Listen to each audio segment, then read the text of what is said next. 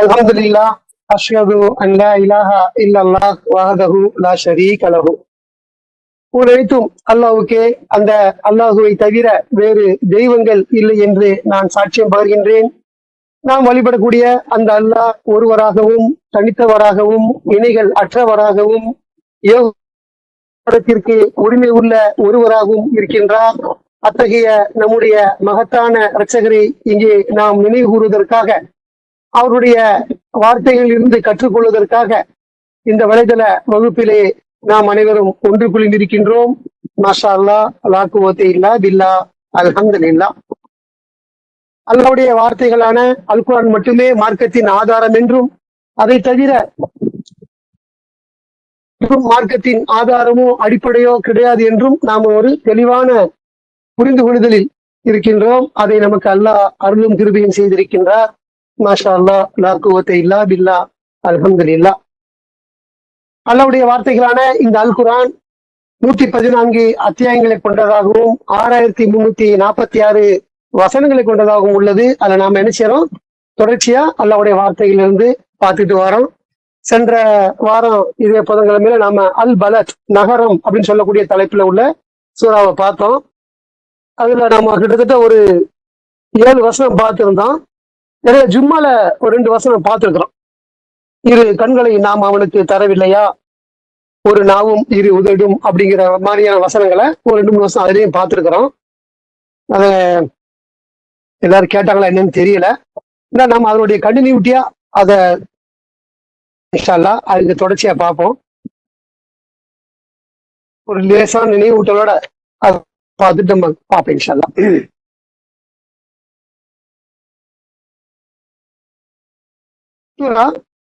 90 நகரம் அல் பலத் அப்படிங்கிற தலைப்பு. நம்ம அதை பத்தி நம்ம நிறைய பேசியிருக்கோம்.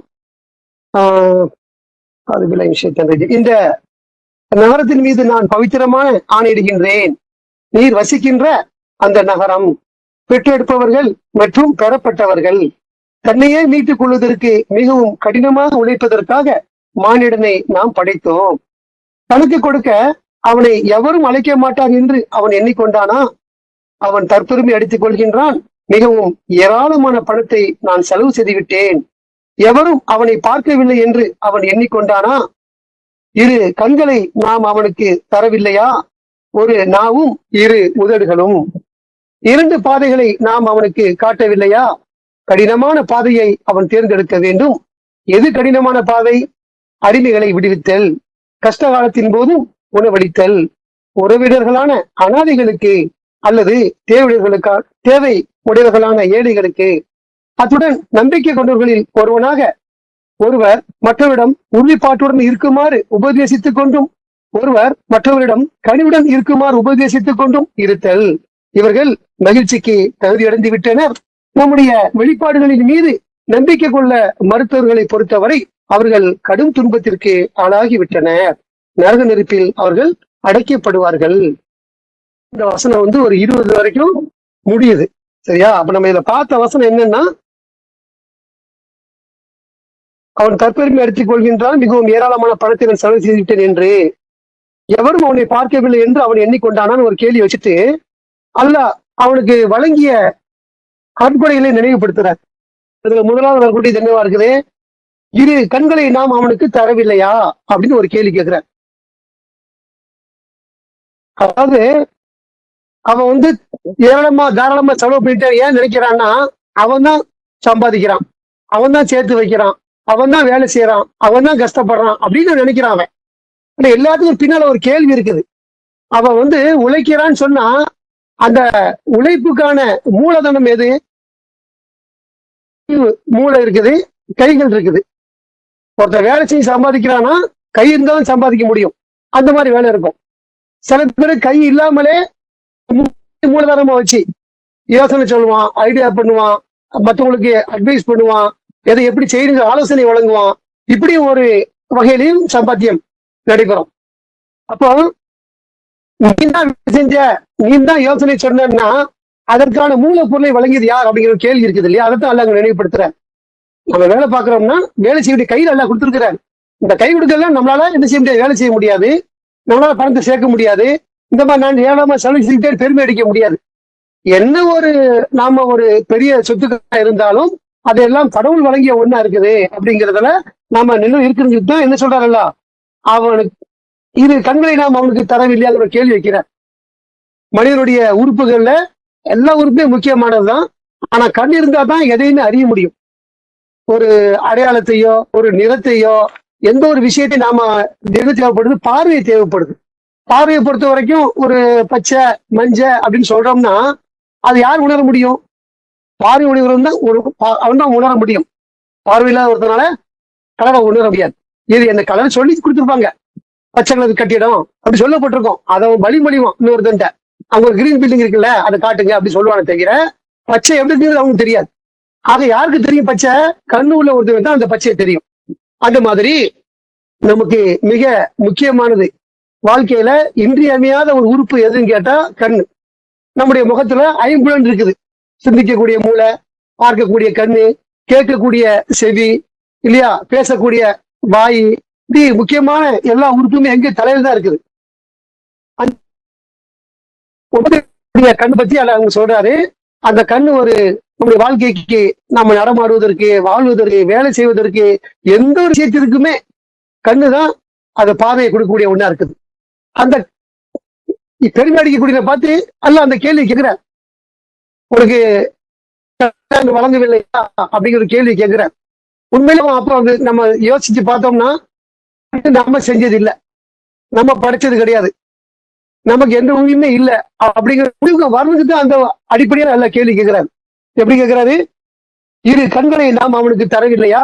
இந்த மாதிரி அவன் பெருமையை பாராட்டுறானே, அப்படி செய்வதற்கு என்ன முகாந்திரம் இருக்குது? அந்த கண்களை கொடுத்தது யாரு? கண் மட்டும் இல்லைன்னா அவன் இப்படி இயங்க முடியுமா?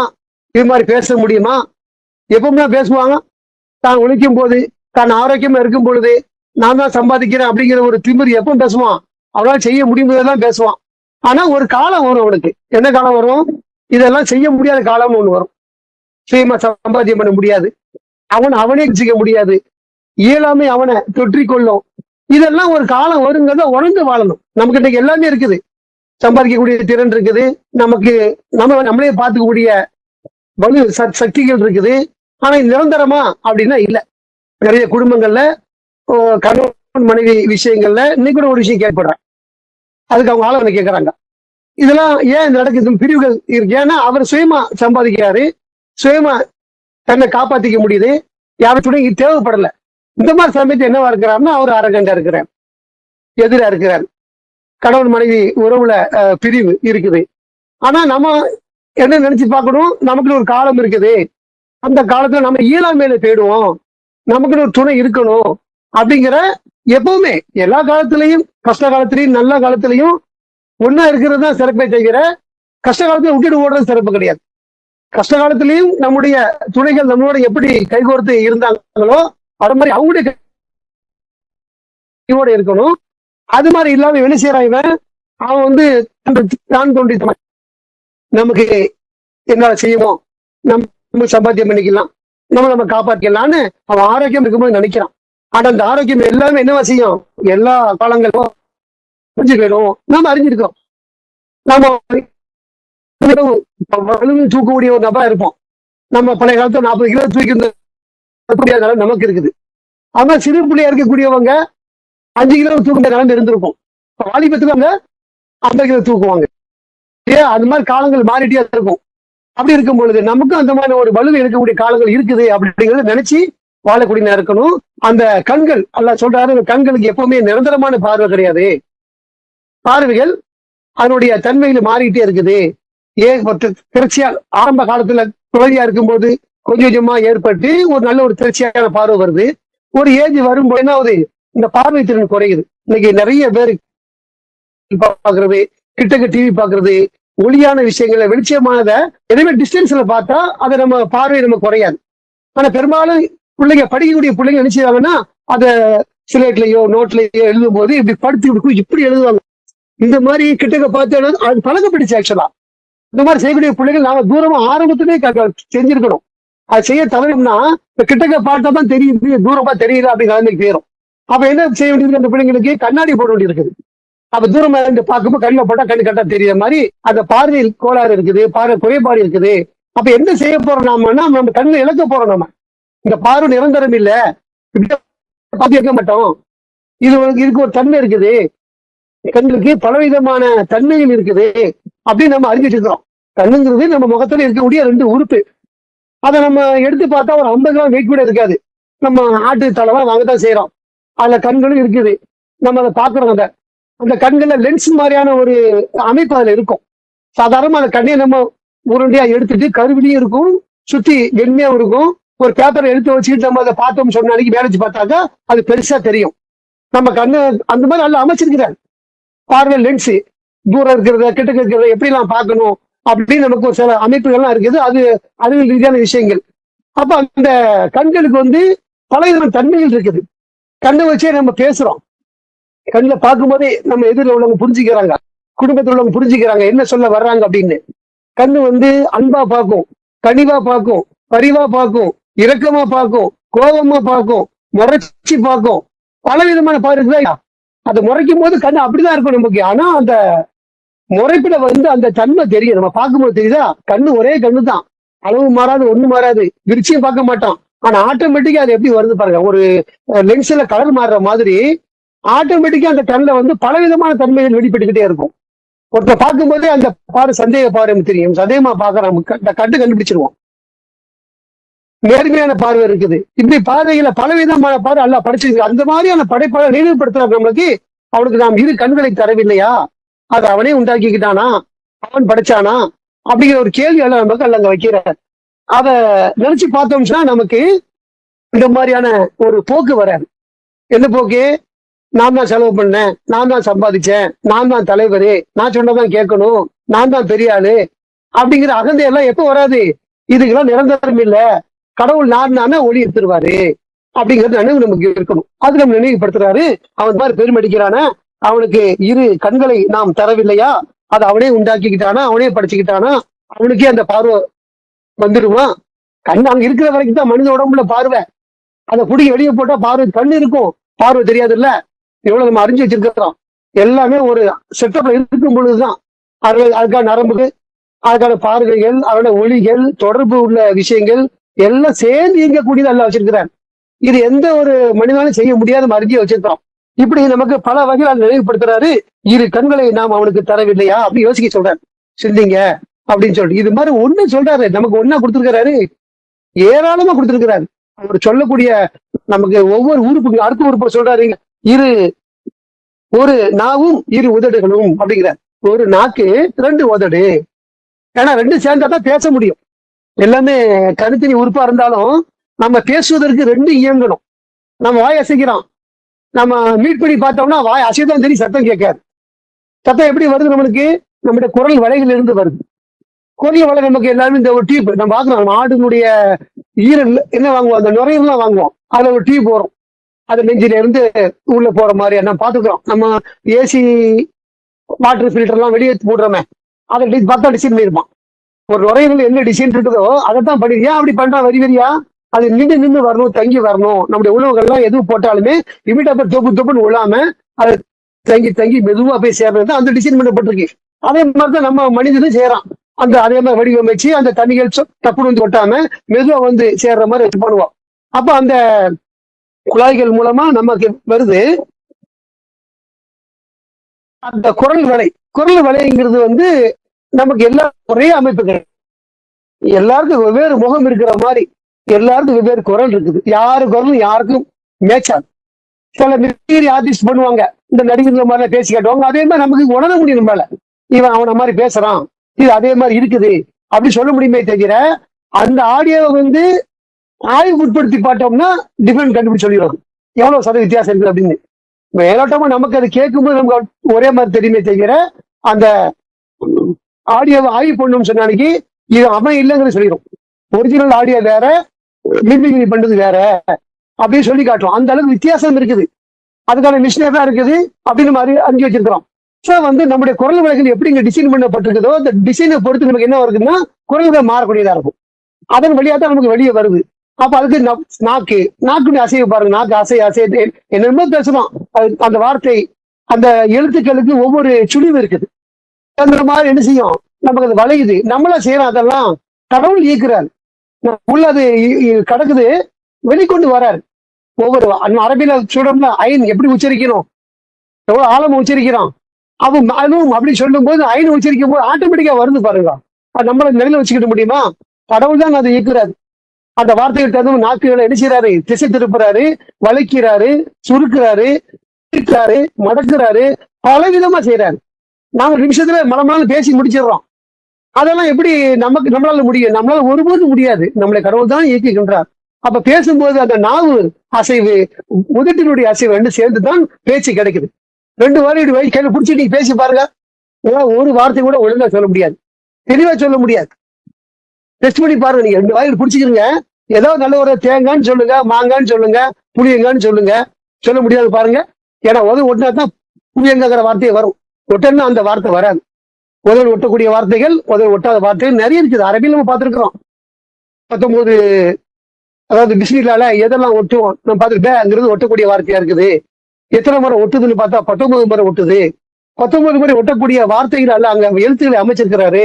அப்படியே நம்ம அறிஞ்சிருக்கிறோம். ஆக எழுத்துக்கள்லையும் எது சப்போர்ட்டிவா இருக்குது? உதடுகள் சப்போர்ட்டா இருக்குது. நம்ம பொதுவா சொல்றோம் தெரியுமா, பல் போனா சொல்லி போச்சு அப்படிம்போம். பல்லு போனாலுமே அந்த நாக்கினுடைய அமைப்பு வித்தியாசப்படும் போது ஒழுங்கான சொல்லே வராது.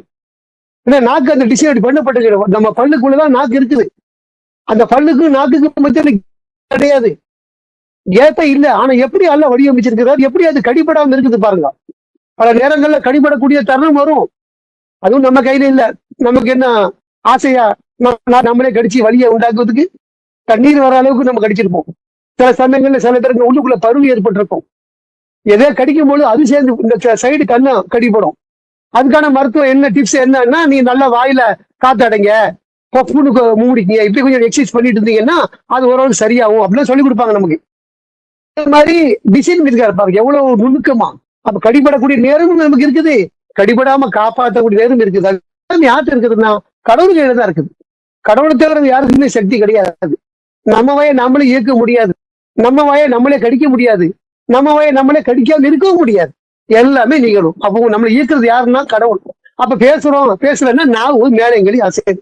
எல்லாருக்கும் நாவு இருக்கு, சிங்கம் இருக்கு, புலிக்கு நாக்கு இருக்குது, எல்லாத்துக்கும் நாக்கு இருக்குது. இல்ல இதே மாதிரி பேச முடியுதா? மனிதன மாதிரி ஆடு வேற மாதிரி மேன் கத்துது, மாடு வேற மாதிரி பேன் கத்துது, சிங்கம் பிளிருது, சிங்கம் கடிக்குது, யானை பிளிருதுன்னு சொல்றோம்ல.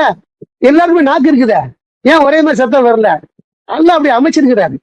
அப்படி அதனால நம்ம என்ன புரிஞ்சுக்கிடணும்னா, நமக்கு சக்தியில புரிஞ்சுக்கிடணும்.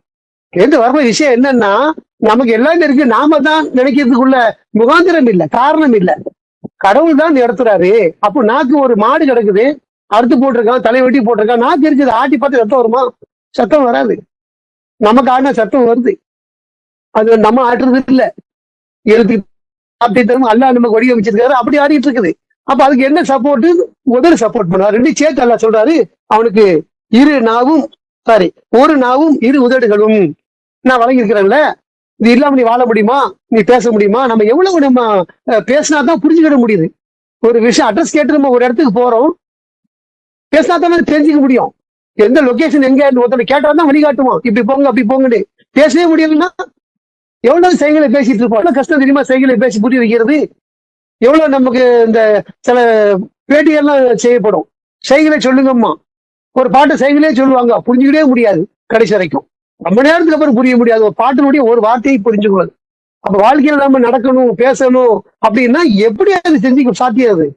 அப்ப அப்பேற்பட்ட ஒரு மூலதனத்தால நமக்கு வழங்கியிருக்கிறாங்க, வாயை வழங்கியிருக்காரு, பேசும் திறனை வழங்கி. இது இல்லாத மக்கள் நிறைய இருக்கிறாங்க, நம்ம கீழே உள்ள மக்கள் நிறைய இருக்கிறாங்க. அதுக்கு நம்ம திருப்தி அடையணும். நம்மளை எவ்வளவு மேன்மைப்படுத்திருக்கிறாரு. அப்ப பேசக்கூடிய திறனை கொடுத்திருக்கிறாருன்னா அந்த பேச்சை வச்சு நமக்கு நன்மையை நம்ம செய்ய மக்களா இருக்கணும். அதே பேச்சை வச்சு நல்ல வார்த்தைகளை பேசணும், தீய வார்த்தைகளை தவிர்க்கணும். ஏன்னா அல்ல நமக்கு நல்லது கொடுத்திருக்கிறார். அந்த வாயை வச்சுக்கிட்டு கெட்டது பரப்பிட்டு இருக்க கூடாது. நமக்கு கொடுத்த அந்த அற்கொடைக்கு நன்றி செலுத்தணும்னா அவர் சொல்ற மாதிரி நடக்கணும். நல்லதை பேசி, நல்லதை பரப்பி, நல்லபடியா இருக்கிறதுக்கு செஞ்சோம்னா நாம நன்றி செலுத்தக்கூடிய ஒரு மனிதனும் அந்த இடத்துல நாம இருப்போம். அப்படி நமக்கு ஒரு அற்புதமான படைப்பை கொடுத்து நம்ம நினைவுபடுத்துற, இதெல்லாம் உனக்கு கொடுத்தது கடவுள், இது இல்லைன்னா நீ இது மாதிரி வாழ முடியுமா அப்படிங்கிற கேள்வி நிறைய பாயிண்ட்ஸ் இருக்குது. அதுல அதை பத்தி பேசுறதுக்கு இந்த நாக்கு வெறுமனே பேச மட்டுமா செய்யுது? எத்தனை ஆயிரம் சுவைகள் நமக்கு அது உணருது. இனிப்பு, புளிப்பு, துவர்ப்பு, கார்ப்பு, உரப்பு, எவ்வளவு நம்ம சொல்றோம், எவ்வளவு சாப்பிடுறோம், எவ்வளவு உணவுகள் நம்ம உட்கொண்டிருக்கோம். அதுல எல்லாம் ஒரே டேஸ்டா. இனிப்புகளே பாக்குறோம்ல, சப்போட்டோட இனிப்பு மாதிரி பலாப்பழம் இனிப்பு கிடையாது, பலாப்பழம் இனிப்பு மாதிரி மாம்பழம் இனிப்பு கிடையாது, மாம்பழம் மாதிரி கொய்யாப்பழம் கிடையாது. ஒவ்வொரு பழ பழத்தினுடைய வாசனை மாதிரி இன்னொரு வாசனை கிடையாது இல்லையா? பலாப்பழம் எப்படி வீட்டுல வச்சா பழுத்தா அப்படியே ஊடு பூர மணக்கும், கொய்யாப்பழத்தினுடைய மனம் வேற, ஆப்பிள் தோட்டத்துக்கு போனா அதனுடைய மனம் வேற. இப்படி பல வகையமா அல்ல என்ன வச்சிருக்க மனங்களை வச்சிருக்கிற அதை நுகரக்கூடிய நமக்கு மூக்க கொடுத்திருக்கிறாரு பாருங்க. அந்த வாசனையை நுகரக்கூடிய மூக்க கொடுத்திருக்கிறாரு. அப்ப அத நாக்கை பத்தி சொல்லும் போது அது சுவை அறியக்கூடிய மொட்டுக்கள் நம்ம நிறைய நாக்கு நம்ம நீட்டி பார்த்தோம்னா நிறைய புள்ளி புள்ளியா மொட்டுக்கள் தெரியும். ஒவ்வொரு மொட்டும் ஒவ்வொரு சுவை அறியக்கூடியது அப்படின்றாங்க. பலவிதமான மொட்டுகள் இருக்கு, ஒரு மொட்டே பல சுவை அறியக்கூடியதா இருக்குது. அப்ப டேஸ்ட் நம்ம பாக்குறோம். இந்த கொரோனா பீரியட்ல நிறைய பேருக்கு டேஸ்ட் தெரியலன்னு சொன்னாங்க. அப்ப உணரணும்ல, அத எப்பவுமே நாக்கு ஒரு வேலை செஞ்சுட்டு இருக்காது. கடவுள் நாடுனா அது வேலை செய்யும், இல்லைன்னா ஆஃப் பண்ணிடுவாரு. சடவுன் ஆயிடுச்சுன்னா நாக்குல எந்த டேஸ்ட் இருக்காது. எவ்வளவு கொரோனா காலத்துல நம்ம கஷ்டப்பட்டோம். உணவுகள்ல மனம் இல்ல, உணவுகள்ல சுவை இல்ல, வெறும் சப்புடி இருந்துச்சு. டைமுக்கு சாப்பிட்டோம். அது கொரோனா வந்துட்டு போனவங்க, அது ஒரு வைரஸ், வந்துட்டு போனவங்களுக்கு தெரியும். அப்ப நம்முடைய உறுப்பு நம்ம கண்ட்ரோல்ல இல்லைங்க, அவ்வளவுதான். அதுதான் மெயின். நம்ம கை நம்ம எப்பவுமே இயங்கிட்டு இருக்காது, எப்பவுமே ஆடிட்டு இருக்காது. கடவுள் நாடும் போதுதான் அந்த அசையும். ஒவ்வொரு அசையும் கடவுளுடைய அனுமதியோட தான் இருக்கே தவிர நான் நினைச்ச உடனே செய்ய முடியாது, மனிதன் நினைச்ச உடனே செய்ய முடியாது. அப்படி நம்ம நல்லா இயக்குறாருன்னு நம்ம அண்டர்ஸ்டாண்ட் பண்ணிக்கணும், புரிஞ்சுக்கணும். அதான் முக்கியமான விஷயம். நமக்கு எல்லாம் 2 கண்ணை கொடுத்திருக்கிறாரு. அதை கொண்டு நாம நிறைய புரிஞ்சுக்கிறோம், பாக்குறோம். இன்னைக்கு குரான் படிக்கணும்னா நம்ம கண்ணு இருக்குது, அதை பயன்படுத்துறோமா? அந்த அளவுக்கு கண்ணு இல்லாதவன் எப்படி படிக்கிறான் பாருங்க. குரான் ஓதுறது பாருங்க, நீங்க மனப்பாடம் பண்ணி வச்சிருக்காரு 30 ஜூஸ. நம்ம கண்ணு இருந்து அதை செஞ்சு வைக்கல. குரான்ல நிறைய தெரியாது நம்மளுக்கு. கண்ணு இல்லாம ஹிப்ஸா இருக்கலாம், சின்ன வயசா இருக்கலாம், இல்ல ஆர்வம் கொண்டு செய்யறாங்க. பேப்பர்ல புள்ளி புள்ளியா ஊசியில குத்தி, உங்களுக்கு தெரியும் அதெல்லாம். ஒரு குருவனுடைய பள்ளிக்கூடத்துக்கு போனா அதை காட்டுவாங்க. சின்ன பிள்ளைல டூர் கூட்டு போவாங்க பள்ளிக்கூடத்தின் மூலமா. அவனுடைய புத்தகத்தை பார்த்தா வெறும் பேப்பர், பிளைன் பேப்பரா இருக்கும், A4 ஷீட் மாதிரி. ஆனா புள்ளி புள்ளியா இருக்கும். அவன் தடையை பார்த்த உடனே உணர்ந்துருவான் அந்த விஷயத்த. தொட்டு பார்த்த உடனே இதான் எழுதி சொல்லிடுவான். அது அரபிலையும் இருக்குது, குரான்ல இருக்குது. இன்னைக்கு நம்முடைய காலங்கள்ல பண நோட்டுகள்ல எல்லாம் ஒரு அடையாளம் இருக்கும். 500 ரூபா, 100 ரூபா, 50 ரூபா நிறைய அச்சடிக்கப்பட்டிருக்குல்ல, இதுல சைட்ல ஒரு கோடு போட்டிருப்பாங்க. அது சொட்டு பார்த்தா அது நமக்கு அது பரபரப்பு தெரியும். அதுல நோட்டு எல்லாம் பிளைனா இருக்குதுல்ல, அந்த கோடு போட்ட இடத்துல 100 ரூபாய்ல 5 கோடு இருக்கும். அது தடையை பார்த்து அவன் சொல்லி 100 ரூபான்னு கண்டுபிடிச்சிருவான். 500 ரூபாய்க்கு சில கோடுகள் இருக்கும், 200 ரூபாய்க்கு தனி கோடு இருக்குது. ஒவ்வொன்றுக்கும் அடையாளம் இருக்குது. அது யாருக்காக செய்யப்பட்டிருக்குது? கண் தெரியாதவங்களுக்காக செய்யப்பட்டிருக்கு. அவங்க தடையை பார்த்த உடனே சொல்லிடுவான் டப்புன்னு. நம்ம கண்ணு திறந்து நம்ம சொல்றோம்ல, அது அவங்க அப்படி செய்வாங்க. இது மாதிரி வடிவமைக்கப்பட்டிருக்கு. அப்படி நமக்கு எல்லாம் நமக்கு இலகுவா கொடுத்துருக்காரு, பார்த்த உடனே சொல்ற மாதிரி கொடுத்துருக்காரு. மாதிரி வசதி அவங்களுக்கு இல்லாம இருக்குது. இப்படி அப்பேற்பட்ட அருட்கொடையை நமக்கு எல்லாம் நினைவுபடுத்துறாரு. 2 கண்களை அவனுக்கு நாம் தரவில்லையா, ஒரு நாவும் 2 உதடுகளும் அப்படின்னு கேட்கிறார். அப்படி கேட்கக்கூடிய அந்த 3 உறுப்புகள்ல நமக்கு ஏராளமான சிந்தனைகள் இருக்குது. அதை நம்ம பயன்படுத்தி அடுத்து சொல்றாரு, 2 பாதங்களை நாம் அவனுக்கு காட்டவில்லையான்னு கேட்கிறார். எல்லா மனிதருக்குமே நல்லது கெட்டது தெரியும். நாம் இருக்கிறோம்னா நமக்கு நல்லதும் தெரியும், கெட்டதும் தெரியும். யாருக்கும் எதுவும் தெரியாது கிடையாது, எல்லாமே தெரிஞ்சுதான் வச்சிருக்கிறோம். அந்த 2 பாதையில எதை நீங்க தேர்ந்தெடுக்க சொல்றாரு. நல்ல பாதை, கெட்ட பாதை நமக்கு தெரியும். கடவுளை மட்டும் வழிபடக்கூடிய நல்ல பாதை இருக்குது, கடினமான பாதையை அவன் தேர்ந்தெடுக்க வேண்டும் அப்படிங்கிறார். கடவுளை மட்டும் வழிபடுவதுங்கிறது ஒரு கடினமான பாதை, லேசான பாதை கிடையாது, ரொம்ப கடினமான பாதை. அதை நம்ம எல்லாம் வந்துட்டோம். கடவுள் மட்டும் வந்துட்டதுனால நமக்கு வந்து ரொம்ப இலகுவா இருக்குது, அது கடவுள் ஆக்கி கொடுத்துருக்கிறாரு. ஆனா அதுக்கு வெளியே இருந்து பாக்குறவனுக்கு இன்னும் கூட அவனுக்கு களிமா டவுட் இருக்குது. அவனை பொறுத்த வரைக்கும் அது கடினமா தெரியுது. லா இலாஹ இல்லல்லாஹோட ஒரு தூதரை சேர்த்து சொன்னாதான் இந்த உலகத்தை வாழ முடியும், இதை தவிர்த்துட்டா நம்ம கதை முடியும் அப்படின்னு ஒரு கோட்பாடுல இருக்கிறாங்க. அவனுக்கு லா இலாஹ இல்லல்லாஹ்ங்கிறது மட்டும் கடுமையா இருக்குது. அப்ப கடவுளுடைய பாதை கடுமையான பாதை தான் நம்மளாம் அல்ல வழி நடத்திருக்கிறார், அதை ஏற்றுக்கொள்ள செஞ்சிருக்கிறாரு, அதை புரிய வச்சிருக்கிறாரு. கடவுளுக்கு யாருக்கு சக்தி இல்லைங்கிறத உணர வச்சிருக்கிறாரு. பல நேரங்கள் நம்ம பாக்குறோம், பல நேரங்கள்ல பலவிதமான விபத்துகளுக்கு நம்ம உட்படும் பொழுதெல்லாம் நம்மளை பார்க்க வச்சு காப்பாத்துறாரு. நிறைய நம்ம நடந்திருக்கோம், ஒவ்வொருத்தருக்கும் ஒரு சம்பவம் நடந்திருக்கும். சாதாரண நம்ம வண்டியில போயிட்டு இருப்போம், 40-60 ஸ்பீட்ல போவோம். ஏதோ ஒரு கவனத்துல டைம் பார்த்திருப்போம், அது ஒரு மீட்டர் ஓட எவ்வளவு வேகம் போகுதுன்னு பார்த்திருப்போம். இதை பார்த்த மாத்திரத்துலயே அங்க ஒரு பெரிய ஸ்பீட் பிரேக் இருக்கும், அது ஒரு பெரிய பள்ளம் இருக்கும். இதை நம்ம இன்னும் தொடர்ச்சியா அந்த மீட்டரை பார்த்துட்டு இருந்தோம்னா அதுல விட்டுருப்போம், நம்ம விபத்துக்குள்ளாயிருப்போம். நம்ம தொடர்ச்சியா அந்த நம்முடைய நேரத்தை பார்த்துட்டு இருந்தோம்னு சொன்ன அன்னைக்கு அந்த ஸ்பீடு பிரேக்ல தூக்கி வீசி எறியப்பட்டிருப்போம். ஆனா கிட்ட நெருக்கத்துல போய் நம்ம பார்க்க வைக்க நம்ம பார்க்கல பாருங்க. எப்படி இது மாதிரி நடந்திருந்தேன் எனக்கு நடந்தே சொல்றேன்.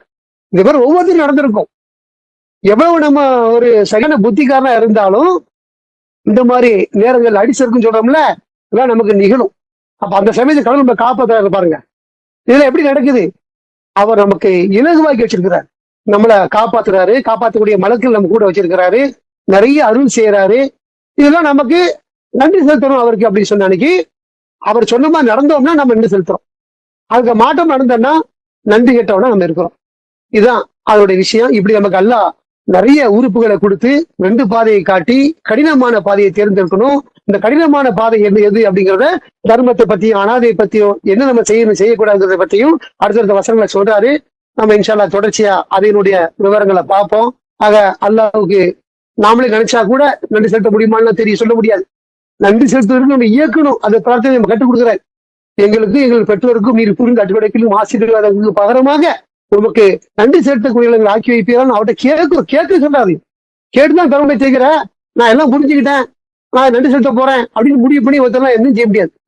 நமக்கு சுயமான சக்தி கிடையவே கிடையாதுங்கிறதான் ஆழ்ந்த உண்மை. ஆனா எதையுமே அதற்கு நம்ம கேட்கணும். நன்றி செலுத்தணுமா, தொழுவணுமா, அல்லாவுடைய பாதையில பயணம் செய்யணுமா, பிரச்சாரம் செய்யணுமா, தொழுவணுமா, ஓர்மையோட தொழுவணுமா, மகிழ்ச்சியா இருக்கணுமா, எதுவுமே நம்ம கையில இல்லை. அனைத்திற்கும் மூலாதாரம் அவர் ஒருத்தர் தான் இருக்கிறாரு. அதை நம்ம வாழ்க்கையில நம்ம புரிஞ்சிட்டோமான்னு பாருங்க. பல உதாரணம் சொல்றேன்ல உங்களுக்கு, கண்ணை பத்தியும் வாயை பத்தியும் பேசுறதை பத்தி சொல்லும் பொழுது அது அண்டர்ஸ்டாண்ட் ஆகுதா, நினைவுக்கு வருதா, ஆமா உண்மைதான் அப்படி வரும் பொழுது நம்மளை கடவுள் தான் நீக்கிறார் அப்படிங்கிற முடிவுக்கு வரும் பொழுது நாம கடவுளுக்கு தொடர்ச்சியா நன்றி செலுத்தக்கூடிய மக்களா மாறணும். அதன் மூலமாக அல்லாஹ் நமக்கு அதற்கு அருளும் கிருபையும் செய்வாராகன்னு இந்த உபதேசத்தை நிறைவு செய்வோம். வார்த்தையின் போல் அனைத்தும் அல்லாஹ்வுக்கே. மாஷா அல்லாஹ், லா குவத்த இல்லா பில்லா, அல்ஹம்துலில்லாஹ். ஸலாமுன் அலைக்கும்.